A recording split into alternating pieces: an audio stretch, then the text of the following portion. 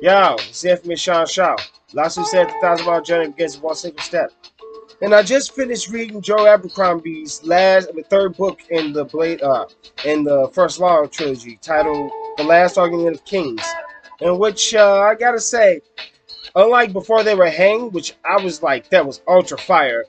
The Last Argument of Kings was very good, but very, very disappointed is not the word. Letdown is not the word, but it just, it very much had like how can I put this? There's a lot of grim in this book, but it's not as dark, and which it feels like it's not at the level of like the people who are villains didn't deserve like. All right, I can't talk about this without spoiling it. Let's break it down from the beginning, and the only way to break this book down is by the characters. Like I can't see myself going from beginning, middle, end. In the last book, we had Furious West. Oh my God, West was such a furious bastard up there. I love that guy. I don't know why, but that last book made me like, call him West. Call him Furious West. He was not fucking around up there.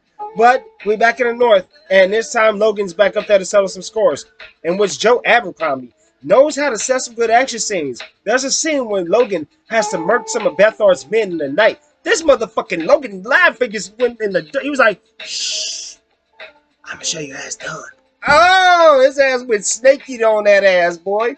His ass was snake eater so hard, nigga. His ass, like the Ghost of Tsushima wouldn't when I heard his ass creeping up on him. Shit, they say one thing about Logan Nine Fingers. Before you hear the footsteps behind you, you hear the blood seeping out of your neck. It's like, damn, Logan Nine Fingers ain't a joke. Did not like his ending. Logan beat Bethard. He beat the Feared. Yeah, he beat Bethard. He beat the Feared.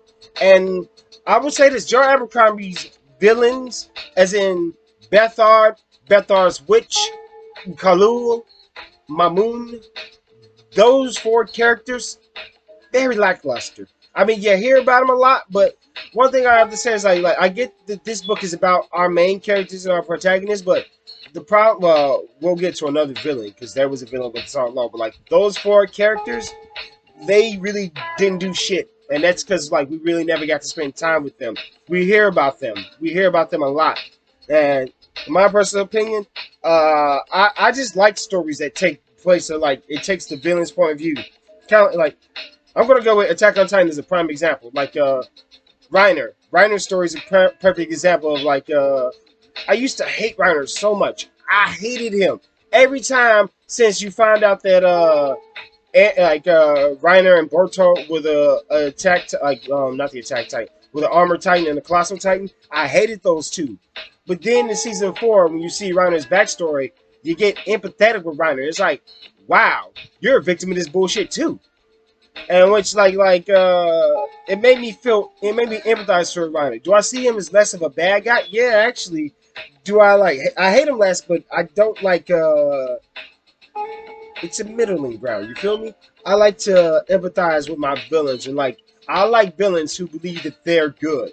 That's the best villain. That's been said plenty of times, but you just can't beat a villain who thinks, what I'm doing is so great.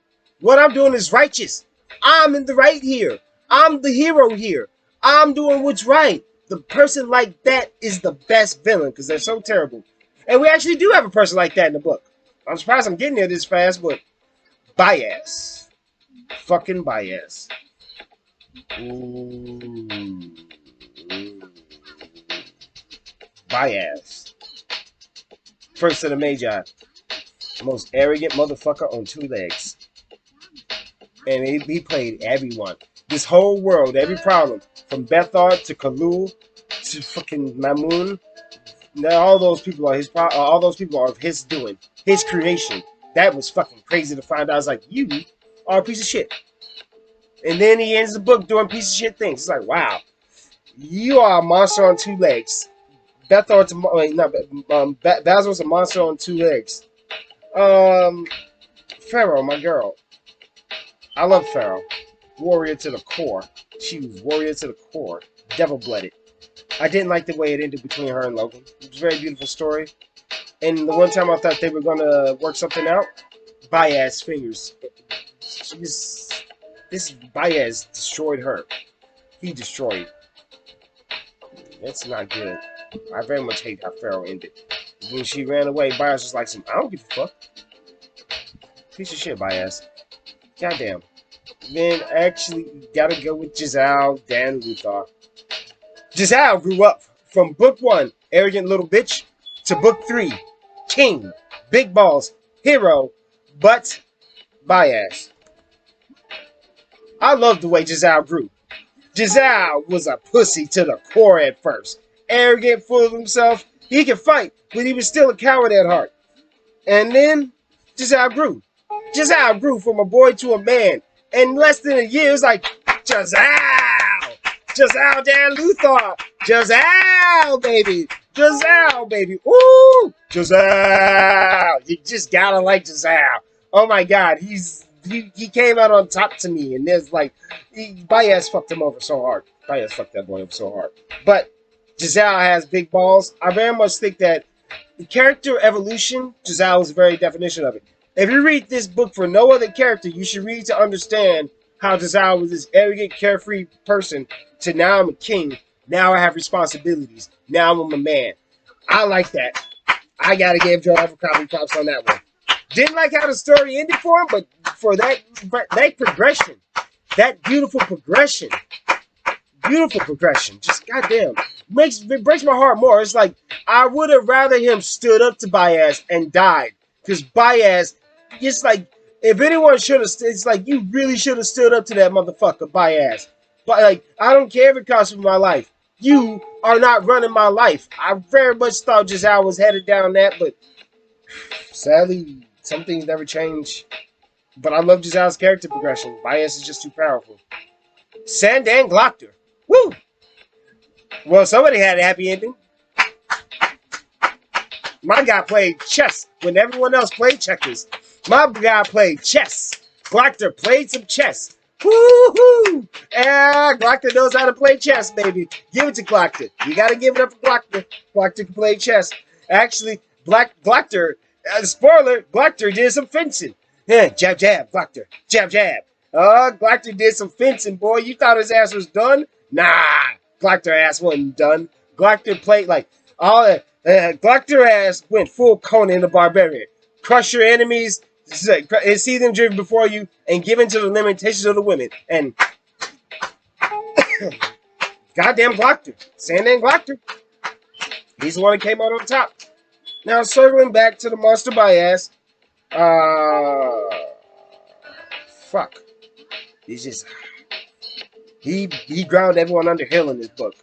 I didn't even get to actually the most underrated character, the Dog Man.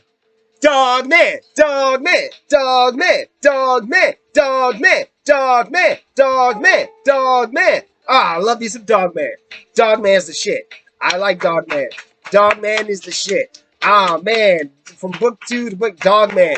Dog Man has to be like, if I had to rank who are my favorite characters in this series, I'm going to say probably top 5. This is not in 1, 2, 3 order, but top 5. Logan Nine Fingers, Giselle Dan Luthor, Pharaoh, Dogman, and Colin Furious West. Oh my god, those 5 were like... I put Glockter up there too, but like those 5 characters made this book worth reading. They didn't have happy endings, none of them. Well, Dogman, he was crushed by his friend. And I'm just mad Logan didn't kill Black Dow. Hell, I'm actually more mad that, what's his name? Furious didn't kill Black Dow, but hey. I'm glad that, like, baby girl was a Dogman over him. But Dogman would have been a great king. I wish that Dogman was named king, because Dogman would actually planted some trees. Sure, Dogman is likable, plants trees. Dogman's a man of peace. He can be a man of peace, even though he thinks all I know is fighting. All I know is fighting. Dogman, you can know more than fighting. I love Dogman. Dogman was great. Colin Furious West was great. Pharaoh was the most unexpected thing to come up. She came out of nowhere and just stole the heart. Pink fool. I love her. Oh my god. I just really got hurt by her ending. Glockter's ending was great. Well, Glockter only had a good ending. Giselle again. You notice I stopped calling his ass that punk ass dude from fucking Dalinar from fucking from Way of Kings, because Giselle stepped up. Giselle's like, yo, I'm my own man, baby. It's fucking great. It's fucking beautiful. So what I learned from this experience? Well, so I'm getting over a cold. Well, like Stephen King said, read a lot, write a lot. Story over plot. This is a very good story. Very good story. Highly recommend it. I won't. I'll return to this. I'm gonna read A Dish Best Served Code. I get my credit in a few days, so I'm gonna get that. I actually got the Poppy Seed War by. I heard a lot about it. Well, I've been hearing good things about it. It's not over hyped like Way of Kings was. So if I don't like it, it'll probably be on personal preference. But I'm gonna do a review on that. Hoping it grabs the shit out of me, it shakes me. Because the blade itself, it was decent. It was good. I liked the introduction. It was very fun. Oh my god, actually, I forgot about Malchus Quai. I hated what happened to him. Didn't like that. I very much hate what happened to Malchus Quai. Yeah, the whole Malchus Quai, it felt a little pointless to me, sadly. Like, that part felt a little pointless. It's like, I was expecting Quai to do something big. I was expecting a lot out of Quai. I don't know why. I was just really, I had every rhyme, but I was just expecting that character to like be a big surprise, and turned out he was a big letdown. But this, I gave this book 4 stars. Last one I gave 5 stars because what a hell of an adventure. The Blade itself was a decent ass read, good for opening up the introduction, getting to meet these characters. It took you on a fun ride. It was very, very good. In which the first book very much ended on the Lord of the Rings type of vibe. Like, we have the grand quest to go on. And then book 2 was like, holy shit, this fucking quest sucks. It sucks so much. But it's so cool. Like, the North was just my part. I don't know why I love the North in book 2. Like, Glocter's like, Glocter in, like, the South was great. But the North was like, let's get back. I couldn't wait. The North was my part. Before they were hanged, just top tier, right in my opinion. He let loose, let fly. It was killer. The Last Argument of Kings, very good read. Very good, wrap it all up. But I would have to say this. If you're expecting a happy ending, you're not going to get one. I guess that's just how life is sometimes. But life is what you make it.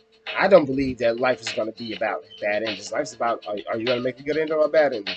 You can make what you want. Joe Abercrombie likes to write some dark shit. It's like, well, I can't even say it. It doesn't feel like dark is in like, it's pretty horrible. But I'm just, another negative side. This goes back to that woman that was with Bethard and also Khalul and the Eaters. I don't feel he emphasized a lot on that magic. He didn't really get deep into the... That's where the story really could have had dark. Like, Baez did some dark shit, in which, yeah, he did a horrible thing, in which that's a dark thing, but it's like, it feels like it could have been much more grimmer. In which I get the feeling, if we keep reading the books, stay in the same world, I'll get grimmer, but I enjoyed it. I'm very thankful to Joe Abercrombie for writing the book series. I would recommend it. But Before They Were Hanged was the shit. I just really love that book. Last Argument of Kings. Good job, Joe Abercrombie. You've given me some very great entertainment, and I look forward to rereading. As always, stay up. You're a champion, not a chump.